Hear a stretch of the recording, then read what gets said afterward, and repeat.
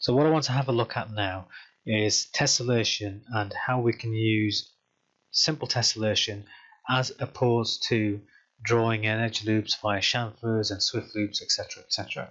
So when you have something which is a shape such as this, so extremely simple, nothing organic in there, so essentially this object over here, nice easy planar surfaces, that is something that we can very easily knock out a high resolution version from doing very little. So the idea is that this could potentially work for many assets where they're quite box-like in structure and they've just got simple flat faces. It will not work if there's organic curvature. It will basically kick up a stink and you'll end up with all kinds of weird and wonderful stuff going on.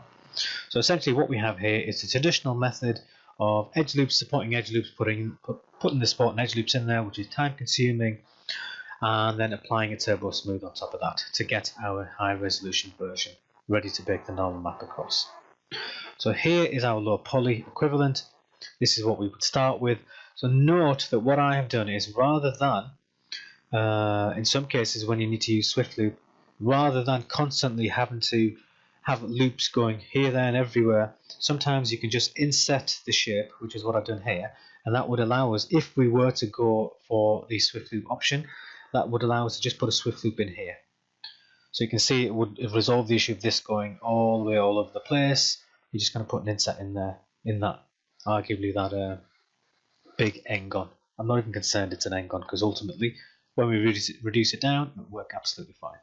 So this technique works by, we're not going to turbo smooth, or we are going to turbo smooth. We're not going to add an additional swift loops. We are going to look at our shape and say, yes, simple planar box-like shape, tessellation would work fine. So if I was to press tessellate, so on top of this, we should probably set this up structurally. So HP underscore tessel for the tessellation, the high poly tessellation. I'm going to press tessellate once, twice, 3, 4 times.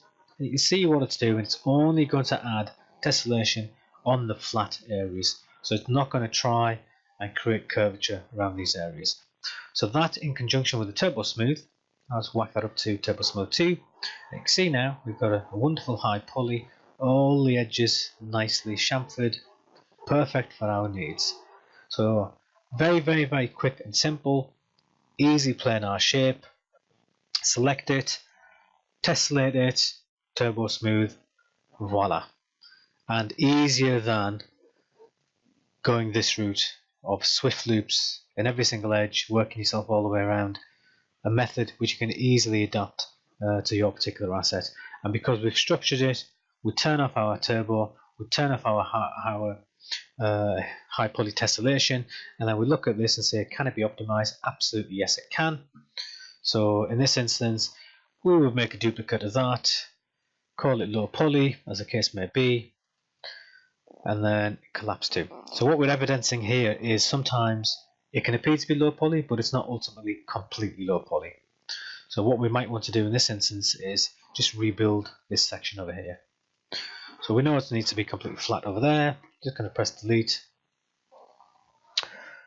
select the bottom, delete that one as well, and then just select that. We're probably better off bridging this actually. Select those two and bridge, and that's going to be our low poly that we would ultimately bake on. I won't bother doing it to the bottom one. So you get the general idea. Very quick and simple to create a high poly variant of a shape which is box-like in structure with flat faces, and very simple once you set your modifier to switch between the high and the low.